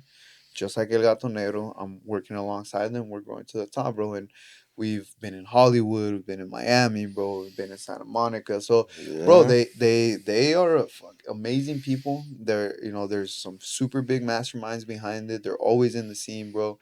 Unfortunately, in Miami, someone threw dirt on their name, bro, and it was just bad business deals for people who are doing it in the for bad reasons, right? Yeah. Taking I was just advantage gonna of the ask right you people. about Miami too. Miami's It wasn't lit, bro. It wasn't good, huh? But Well, that's on the enterprise side, right? So, but the Yeah. whole experience, the show, like I got to meet superstars, bro. Like there's a bare knuckle fighter. His name is El Gallo Duran. Really, really big in Miami. He just had his title match not too long ago. Great, at what he does. Great fighter, great marker, great everything, bro. And very humble person. So off camera guy, he's like, it was like heck yeah, and he was on the card. So Miami was the pivot point of where I knew I was like, oh shit, okay, like not we knew we're good, but now we have a belt, and now okay, we're getting the TV time, we're getting sponsor time, we're getting branding time. We have like, all right, man, like now I instead of depending on a management company or like somebody to come save my ass, I'm an entrepreneur, guy. I'm just funding my own brand. you do this shit Like, yourself. it's not my fault that I have it set up as a tax write-off. And where is the next fight gonna be Oh, so it's on? Albuquerque, New Mexico. And what's it gonna be streaming on again? So there's talks, right? There's talks that it might be on a major streaming platform. I can't disclose names yet, but there have been boxers Get like excited. Ryan Get Garcia, excited. Canelo, have streamed on this platform. And then on top of that, there may or may not be some extra TV network type content they're gonna be behind the scenes, may or not allegedly, right? Be following us here in Escondido, introducing the city, introducing the kind of more of the storyboard, and it's a special thing, man, because that's the journey, is to share the story with everybody who's currently sitting at Orange Glen, at Grant Middle School, at Lincoln Elementary. And I mentioned those schools because that's where I was at, right? Like that's where my heart is, and hopefully through there it reaches the rest of the town. So like I don't want the world, bro. I just want all of Escondido. Like that's it. Like because I feel like Batman, under my watch, guy, like we'll be all right. Like if I can be the fucking billionaire during the day, Batman at night, guy, there ain't nobody that like we know the neighborhoods, bro. We know neighborhoods. Like we fucking like, come on, guy. Like it's very simple. It's supply the community with stuff where they'll feel fulfilled and have personal growth. There's just no other way. It can be entrepreneurship, it could be landscaping, it could be the military guy, it could be the police, bro. Like imagine if our community could be policed by our own community. Imagine if Juanito, who was born into East Escondido on Hickory and fucking Washington, went to Lincoln Elementary, then went to Mission Middle School, then went to Orange Glen, where they had a police program that guaranteed him to the academy. And then now, instead of being recruited by the fucking street, this man is going over there with a real badge, a real fucking gun, a licensed gun, a trained and is really out there protecting the city, mobbing deep. And not only that, for at least $45,000 a year. And then he can protect the homies. Who else? Who else is gonna pull up on a hey pendejo, cállate, güey? And the homies being like, fuck. Hey guy, tranquilo, motherfucker. Oh no, nah, bro. Like, first lift, flat, and their butt. But those conversations can't be had unless you're not from the community. Yeah. The system isn't fucked up, guys. It's just plugged it in correctly. But the system works, bro. Like, I'm a believer in the system because it's up to people like us to improve it. It's not to change it or eliminate it. Nah, guy, it's there. If the system helps more people than it harms, then let's just improve it so that ratio can continue. Mm-hmm. See what I mean? Like, so because now you're solving things like what if Juanito, bro, did grow up? He did grow up in the neighborhood, but his dad was beating his mom, and then he came home drunk, and then when he wasn't home, he was out on the street with the homies. What about that story, bro? Mm-hmm. What about Juanito going into the academy and now being the knight in shining armor that he gets to be for his mom? Yeah. What if he went to, not only that, but let's say he did do the program, he did go through ROTC, he does have that guaranteed thing, but he now has decided to go into the military to get that fucking experience, and as soon as he comes back, he has his guaranteed job as X, Y, and Z because you fucking put it on for the set, guy. Mm-hmm. You put it on for the set, you know, like bro, like vets, bro. It's like they don't get the respect they need, and that pisses me the fuck off. My dad was Marine. Guy, bro, look, bro, walk around, guy, and for some reason, bro, like when we got a Marine behind the table, guy, and bro, and he can attest to this. When you're out with the masses, guy, they take their freedom for granted. This man, to put or not, like he understands. Or I don't know his story yet, but when you can imagine being a warrior guy, your boy just got blown up, and you come back, and fucking Stacy and Johnny over here are flipping you off because you went out to defend your country. That's going on right now, bro. That's what our high school people, our kids, guy, that are committing to continue to defend our country, are out there, and that's how their people feel about them, guy. That's like El Gato Negro going on to the boxing ring and not having the support. It's the same thing. And I won. I accomplished the mission, and I came back, and I got no love. Booze. That's our country, guy. And it's not, who's in office? And it's like, nah, guy, who's running your town? Who's really running your town? Mm-hmm. Who are you looking up to? Who's the example? Who's not the example? Like, how are we going to save our youth when now the youth is being corrupted by these fake-ass influencers on there teaching garbage? Yeah. Some stupid shit, guy. And that's why in the Influencer Fight League, I have joy beating these guys up. For the reason of, guy, why are you spreading lies out there? Like, you're coming up through the system, doing the traditional way, continuing to teach the wrong path. And not only that, somehow you're getting away with it, doing it to the youth. I'm going to whoop your ass, so when they're sliding through your shit, they see that you're a bitch. And here we are. December 13th, we'll see who lines up. Oh yeah. Hell yeah. Dude. Are you able to disclose who else is on the card? So there are the Johnny Tapia, so his kids, they're building their career as well, so they're going to be featured on the card. There's talks about here and there about what other people are going to be there, but the Tapias for sure they're gonna make the presence. And Albuquerque is a hub for fighting, bro. Great fighters, MMA fighters are there. There's great boxers that are coming. Obviously Johnny Tapia, and yeah, man, I'm excited. He's gonna be at the convention center. Oh shit, I think I wasn't supposed to say that, but it's gonna be in but it's gonna be in downtown Albuquerque. Yeah. It'll be in downtown Albuquerque. Great arena. It's gonna be a sold out show. What I can disclose is obviously the Zooted fam, the team is going out there, my team is going out there, the content team. But Grupo Recio, who's the group and that tours with Lupillo Rivera. Have you heard of Lupillo Rivera? Yeah. So Lupillo Rivera, his touring group just happens to be where my godson plays. Oh, no way. Right? So now, obviously, them being very well known, they're gonna be when I walk out, they're gonna be playing the music live. That's hard. So that's what I can disclose to look forward to. It's gonna be on pay-per-view. The streaming service on there. So I'm trying to walk out with you, bro. The more the merrier. Why not? It's a show. But for sure though, like the week of fighting, like we might even go 2 weeks in advance. You know, we're gonna be releasing content on the daily, behind the scenes. Okay. My camera crew is gonna go there. Shout out to Nim and actually my cousin Luis, who has just literally this year stepped up. Was like, you know, I'm gonna do my own thing, bro. His content's awesome. on fire, bro.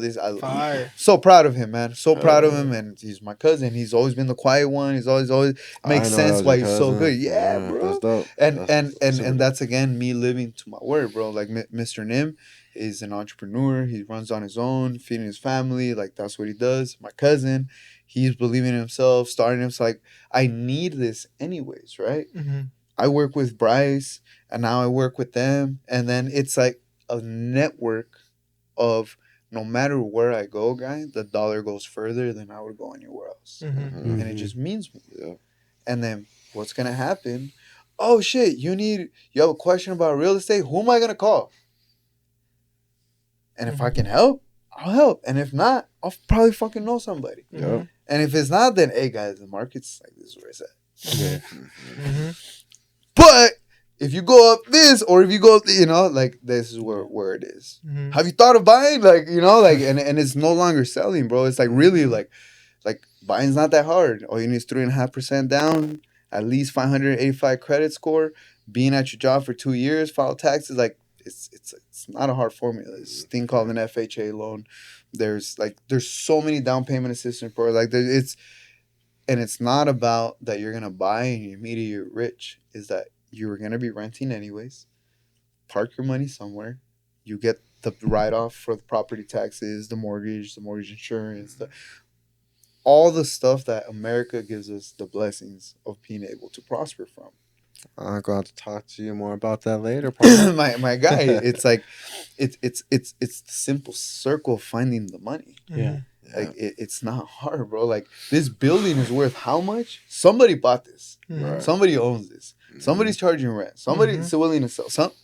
Bro, like, you walk down streets and every building is worth millions of dollars. Some bank finance that. Some fucking company owns that. Like, the money is infinite. It's just simply knowing when to find it and how to take it. I'll say this too. Like, you'll find a way. Like, I brought in you a few different people, and I'm like, hey, hop on a call with this guy, and he'll answer all your questions. And no matter if you like can help them, 99% of the time you can.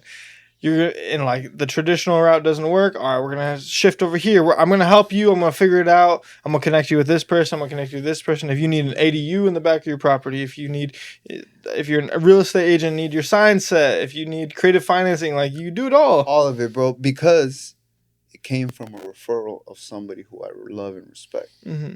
So if you're already coming in referred, I don't need to tell you why I'm the best. I already said that. I already told them that you're the best. How can I solve your problem? Exactly. What is your problem? I want to listen to your problem, guy, because I'm the guy that solves the problems. I love being that guy, because on the other side of solving the problem, on the other side of misery, on the other side of the struggle, on the other side of creative, on the other side of finding the way, guy, is everybody wins. And the theme continues. When I win boxing fights, I don't win. My coach wins. My businesses win. My business partners win. We all win. We have a platform, have a distribution. Escondido's on. It's all the stuff that didn't exist, guy, is existing because of the people around me, of what I do. Because when I win, I tell God, if you bless me, I'll make sure the blessings get shared. And if I don't live off to my word, it stops. But if I live up to my word, it doubles up. So I prefer doubling up all the time. 100%. Oh yeah, man. 100%. Yeah, man. Well, So, kind of like a little bit off topic. So, what's your diet process building up to a fight, and what's your diet process post fight? Bro, it used to be horrible. I'm not gonna lie. It used to be so horrible. Like, I relied so much on the grit of knowing that I could cut weight. Like, it didn't matter. Bro, like, I was competing, and so I was actively competing and still walking around at like 185, 190 pounds, which I'm a 45er. I fight at Oh, my. 145. Oh, yeah. God. So I would, How bro. much weight man. you for? You Said said when you first 180, started? 230. 230 is what I used to weigh, right? And I Damn, compete boy. at 145. But That's in your right. first fights, So I would be walking at my 185. So I go for 185 that's crazy. to 145, bro. God damn. And bro. Span of how long? in 2 months. In 2 God months. damn. So yeah, help us out, bro. Help Bro, us out. Man. it's misery and pain and accepting that the food is gonna suck, the training is gonna suck, I'm gonna be sore, I'm gonna do that. But comes the day where I need to step on that scale, You'll be ready. Feel good. I won. So Mhm. now I'm competing against myself. I get to look at myself in the mirror like, all right, fat ass, you really gonna eat that ice cream? Go for it, guy. Go for it. You know how it is to have to cut 12 pounds on fucking fight day. Like Sit in the dodgeball. sauna You see, and fucking so, Man. bro, it's miserable. you see the movie Dodgeball? Yeah. Come on, fat boy. You gonna eat pizza? You gonna eat that pizza? Oh, come on. the guy with the long hair, right? No, The main the, character or some shit like yeah, that. Yeah. You remember when he has like his nipples are they're fucking he has like a charge to electricity so he can electrocute himself if he eats a pizza. And then that fool then he's like shoves it down in his pants. Oh my gosh. You remember that shit, bro? It's been a while, bro. It's been a while. Deleted man. scene. Yeah. Oh, So what's man. your cheat meal look like? Ice cream, bro. Ice cream. Ice cream all day. You go to a shop or you buy it from like. the And when grocery I mean store? ice cream, bro, like, and when I mean cheat day, like, Yeah, I have cheat a day. cheat day. Walk us bro. through your cheat day. Walk us Like, through your what? cheat day. Well, if Sunday, right? That's my preferred cheat day Yeah. because Even the Lord rested on Sunday. 100%. That's my quote, guy. Even Jesus rests. Even God rests on Sunday. Bro. That's right. It's important. So, bro, I'll wake up. I'll have my birria first thing, bro. Fucking whole yeah, birria, he's turning plate, off right. Right in the extra. morning. Yeah, right in the morning, bro, with a queso taco and a coffee heavy with cream, hella sugar. Yeah. Right, breakfast. Yeah, we man. on. Next stop the bathroom, bro. No, the next up is the Michoacana for the first set of ice cream. Oh, So as I'm first walking set. like this, bro, this is cheat day. What this is one day of the bro, week. this is 1 day a month. One day now, a bro. month now? Now we're going into Oh, camp, yeah, 'cause bro. you- yeah, 'cause November you- 4th, I have it programmed. Yeah. November 4th, that's my birthday, next day. homie. November. Oh, now we know what we're doing. It's a Tuesday, right? I don't Monday know or what day Tuesday. it It's one of is. those 2 days. Take him seen- to a Korean barbecue or Oh, something. man, man. fucking no, that's healthy, guy.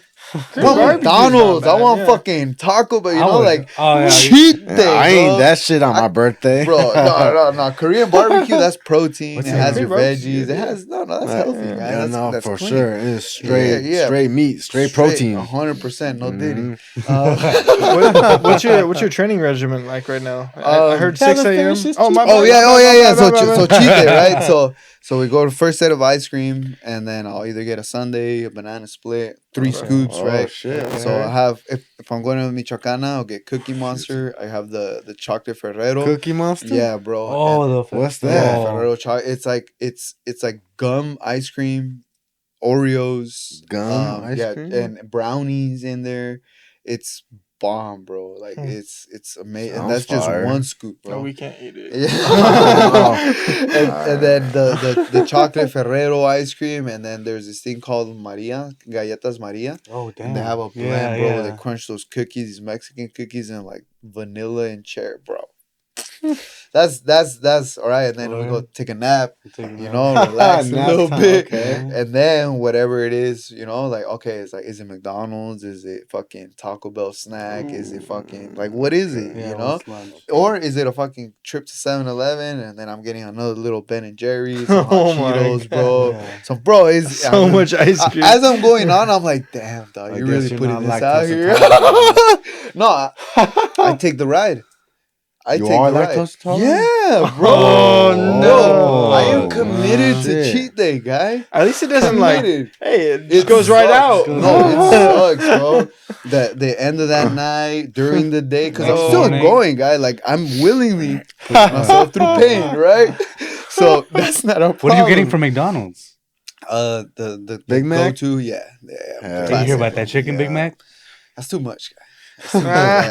Give me a Big Mac or the little cheeseburgers. That's it. But I want McDonald's, not fucking And the heart fries. attack. That's my favorite fries. McDonald's. Yeah, the fries best and fries a Coke. and And a fucking yes, Coke, bro. This Yes, is America, guy. You know, and like ketchup. yeah, Thank you. exactly, bro. Bro, I need to take a bite of the Big Mac, stuff my mouth with a fry, no Diddy. No, dude.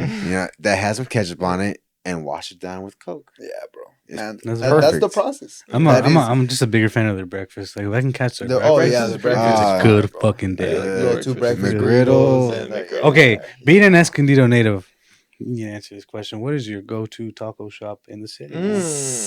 You're gonna put that on me, huh? I have to, man. there's I'm a sorry. few. I got So to. many options. And you know what? And you know what? Is Fritas or TJ Tacos? You know Fritas what? or TJ Tacos? No. Fritas.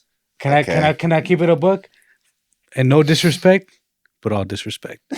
Fuck both of them. There's Latinos Market on Grand. Didn't have to say all that. Latinos Market on Grand, Taco Tuesday. Hey, I just met this guy today, all right? Disclosure. Forget about it. Forget about it. Forget about it. Look, Fritas and TJ's is cool. I used to love TJ's. And then the service got really bad. Or I don't know if I'm just catching them on bad days. No, you're right. And Fritas, I'm sorry, my beef with Fritas, ever since they started franchising, they have the nerve to charge. Franchising. That means like opening up more. Full. I know what it means. I just didn't know that they were doing that. Yeah, Oceanside Vista. San God, Marcos. That's not. I don't got no problem with that. Stupid fool. I don't got no problem with the franchising. That's fine. Jeez. When you're charging $5 and up a taco, Yeah. You gotta give me a $5 taco. you know what? Just put the gun in my face. 'Cause you're robbing me. Okay, I'll give you that. So Latinos Market on Grand, those are my go-to on Taco Tuesday. Is it Mexico Lindo right there on Juniper in downtown? yeah. Next to the bakery? That's Mexico Lindo? Yeah, Mexico yes. Lindo? That's my your go-to? favorite. That's the one right there. Like authentic, classic, like I'm gonna throw it in there so you fools can't bag on it. Because normally That's you the just spot, make bro. Mexican food at home, I get garlic side burrito. you know, or you just eat it when you visit your folks or whatever it may be, or your family. But sometimes you do want a burrito. The street food is the best shit. Yeah, street food is is the I love how many street vendors have been showing back up in Escondido, Yeah, man. bro. You know what, bro? All the hot dogs coming out The of hot Walmart. dogs. No, there's a family I think There's off one of Fig right and in Ash. front of your work too. Right at here, Max. right here by Home Depot too.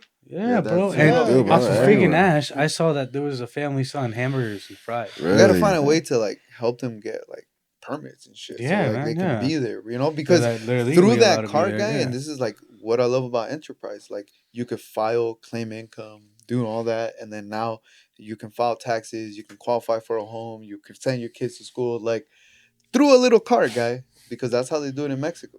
Like Yeah, the exact same way. So 100%. now if I can make you legitimate, not only are you contributing to society, but you're also helping yourself. Mm-hmm. That has to be fucking like Has to how be is the done. city Has to sleeping be on done. that, bro? Yeah. Fuck yeah. How like, you know what I mean? Like often, us we're trying to eat that shit. That shit's bomb, bro. You know it's gonna be bomb. Mm-hmm. Yeah, You know it's 100%. gonna it's like that $5 hot dog is would be 10 at the fucking little 15, market. 12, like wherever, ridiculous. Man, McDonald's are charging $4 for McChicken, bro. That's crazy. Unless you got the app, but you know. Oh, here's a trip. The meal at McDonald's not cost more than a fucking In-N-Out, bro. I know. Bro, a double I double know. animal I'm not gonna style- lie, In-N-Out animal because style In-N-Out is fries, for the people, bro. a Neapolitan shake and a large lemonade, bro, was 18 and change, right? Mhm. 2 cheeseburgers, a McChicken, some shit, 4 Yeah. piece little fucking chicken nuggets, Yeah. and a Coke was $21 at McDonald's. Woo, $21. Well, that's 4 items, son. How do I know that? Don't ask me. Because But you're getting both on the same day. And Yeah, 'cause he I, eats both I was on like, the did I same hear day. that right? 18, and then bro, I compared receipts and I was like, That's crazy. something's wrong here, guy. That's not real food. Because they're trying to get you on the app, though. Uh, On McDonald's. Yeah. McDonald's. Really, let's you- keep it if you- $1.50 though. If you still want to pay fast food prices, you gotta get that. Yeah. Wait, Well- so educate me on that. Like, if you use the app, If get you a use the discount? app, yeah, like you- rewards. yeah, There's I a got lot you of for rewards you. and stuff. Shit. It's the same thing as, but it's the same thing back to the bank though. Like Starbucks has more money in their app just sitting in there Mm, then like they actually make every day. Like they have like I think I read like they have like close to like $2 billion sitting inside of their app. That's like just people like loading money into Starbucks app because they use it every day. Because they use it every day and These then are not the do the deals. transaction. These are the deals, right? That So now they can leverage that money. Use. So pretty much they're just the same prices that. That's crazy. But like you were saying though, how with a bank you can leverage the money 6 times over. Correct. So Starbucks doing it 6 times over. McDonald's is not doing it 6 times over. Everyone's just trying to turn themselves into a bank. It's the smartest move, because here's the concept of the bank, right? Like you're willingly walking and putting your hard-earned wages into someone's private business. Yeah. Like that's the model of the business. That shit, I find it incredible, guy. Like when I was at Wells Fargo, and I'm like, yo, like you're coming in through these doors to deliver like money. All of it. No questions, no like how much is like no, bro, like and you believe the story of saving, right? Because I'm selling you the story. Hey, if you put your money in your savings account, I'll give you a little bit more. I bet pennies on a dollar, bro. It blows my mind. What is the smallest form of a bank, or like where does that start?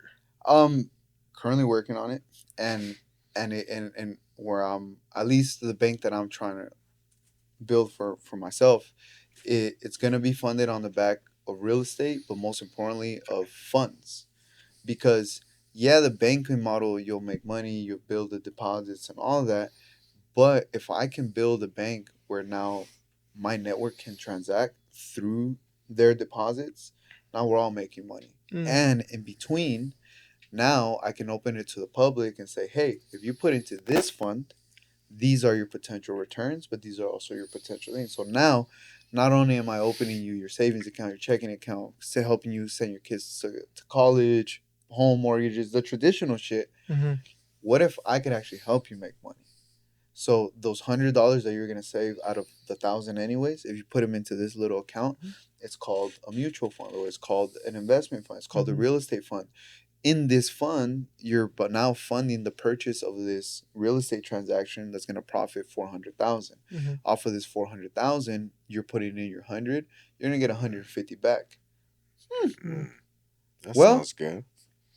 That's what I'm saying. So what if I could bring the consumer to the table of the investor through linking them already through an existing relationship, which is a bank?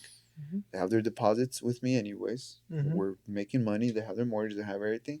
Well, Raul, what's going to happen if I give you 10,000? Well, that's a fucking great question. Because this is what 10,000 gets you. Oh, shit. Guaranteed? Yeah. Because it's per transaction and the money is in the fund. Now, when you make money, your money and your assets is on paper. Because if you take it out, you're going to get taxed on it. So how do we do this? We have to roll it into the next one. And to the next one. But remember, you came in at 10,000. If you're out at 150, and your money's not coming back in cash, you can lend against that now. So tax-free, you can now borrow from your own investment account. And if shit just really comes to fucking like that bad, you cash out. So you're going to pay 45%, 35%, whatever on that capital gain. Government has to make their money, baby. Damn, it's America. High, boy. Hey, you see this country, guy? There's fast food on every fucking corner, guy. I ain't tripping. Pay up, because when you pay up, they leave you alone. Hey, this fool pays. Let them be. Right. Yeah. Real shit. America, baby. It's very simple. It's in the shit. fucking United States Constitution. A corporation has the equal rights, which is life, liberty, and the pursuit of happiness, as a human being does.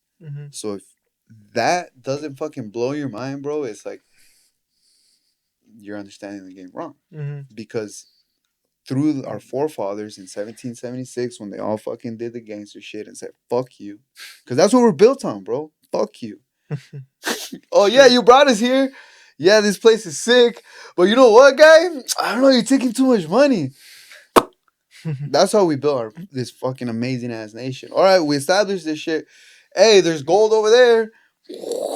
Took this shit over. But we are. They took it from us Mexicans, yeah, though, partner. Yeah, but fortunately, I was not born over there. I was born on the winning side. So if I'm on the winning side, why would I not take advantage of it? Like no matter, and bro, that's why I throw that joke around. Like I'm a white man in brown skin, because I'm American, guy. Like the only if the only difference between me and the white man is my skin, then that's not a fucking disadvantage. That's an advantage. That means I can hide, guy. All I have to do is learn their evils, learn the way they conquered, learn how they strategize, learn on there, and shut the fuck up and do it. The formula is right there. If you don't have the humbleness to accept that you're brown skin, then they're gonna treat you differently, then you're a little bitch. Go cry about it. Because I accepted it. And instead of being like, oh, it's not fair. No, bro, this is thank you, guy. Now I have no attention on me. Now I can slide. I can be El Gato Negro. I can be an entrepreneur. I can be whoever I want to be, because this is America. Mm-hmm. And they taught me how to do this. And they taught me that the system exists and that we need a system to produce da, da, da, da, da. It's in our Constitution, guy. Nobody reads it. Mm-hmm. Nobody. I've read the whole shit, guy. The whole, bro. Like this, the blueprint of the number one country in the entire world that relies on a document that was written how many fucking years ago, and it's still the number one country in the day. It's right there. It's like the Bible. Mm-hmm. You want the answers to life? It's right there. Read it. You want the answers to the market? It's right there. Read it. You want the answers to fucking anything? It's right there. Read it. Nobody reads. I think I read that like dad man. We gotta wrap this up soon. We're almost. That's what I was going to finish up. Let's finish up with this. Go ahead. I was gonna say I read that the U.S. has I want to say 42% of the total world economics or something around that line of like out of the entire world of where all money is made, 43% of it is in the US. And then I think the next one was like China at like 23%, and then just falls off from then on. And it's our responsibility to keep those numbers there, bro. Yeah, 100%. Like, that's what it really is. 100%. And this is where I think everybody gets it fucked up, bro. No matter what color you are, you have a responsibility and a duty. And if you fill those duties, the country treats you right, because that's what the game was written for. It was written for enterprise. It was written for taxation. It was written for real estate. It was written for everything. Mm-hmm. But nobody reads it. It's right there. Mm-hmm. Teaches you what corporations pay what. All that stuff, bro. I've written quite a few contracts, and man, I have to admit that contract that they made is pretty dang good. Like, there's some flaws in it for sure, but for it to hold so much validity in this year, like, it's crazy. And everything makes sense, right? Yeah. The way everything just makes sense. Mm-hmm. And you fast forward to all the issues, which I just think are misunderstandings between different cultures and segments of this country. Mm-hmm. Like, all the people, bro, that are walking around pissed off in Cali have never been to Ohio, have never been to Miami, have never been to New York. They don't understand that America is different, bro. And that's the way we are. Please, sir. Yeah. Thank you. And that's what makes us beautiful, bro, is the diversity of being a different country, but having the same goal, which is push, guy. Mm-hmm. That's right. Oh, yeah. Well, thank you for not getting zooted with Zooted. Thank you for a great interview, bro. Of course, man. Thank you for having me. Great conversation. Thank you. Our longest one yet. Yeah, no, it was a good conversation. It was great. It was flowed great, man. Thank you. And we're excited for the next December, bro. Yeah. It's there. Get to it. We'll be making a lot of noise soon. So beginning with this podcast, right? So you guys have the exclusive. Nothing else has been announced, not even on my own pages. So, yeah, man. Thank you again for the support. This is for us. When's your cheat day? So cheat day is November 4th. November 4th. Okay, Chicken wings for sure. So November. I'm saying right here on the podcast, November 5th. I'm coming to roll. I'll be training hard until then. And after that. He's gonna bring the cameras and everything. But we all want to see you win. I know you're gonna win. Yes, like the hard work and dedication to both your business and like your physical training, your mental training has been a testament to like the man and character that you are. I think your parents are proud of you. I think your wife. Wife is proud of you. Yeah, I think we're all proud of you, and I think that you're gonna go real far. oh, Yes, thank you, bro. sir. Thank you. It's We just are, beginning. man. We Hell are. yeah. You know, this is a we thing. You know, That's right. this is a journey. This is a beautiful story, and one day we'll be old and we'll get to look back at this and say, Be "Fuck yeah, fun. bro, we did it. We did it. Hell yeah. Yep. We did it, bro." Imagine if we didn't. Where the fuck would we be right now? Old grandkids running around, everybody's taken care of. That's not a doubt in my mind, guy. That's why we're here. That's why we right. all met, you know? Hell yeah. Yeah, For a bro. reason. Yeah. Yes, sir. Oh, Yes, yeah. sir. That's right. Yes, sir. Hell We'll yeah. wrap it with that. Yes, Thank sir. you, Yes, sir. everyone. And come back next week.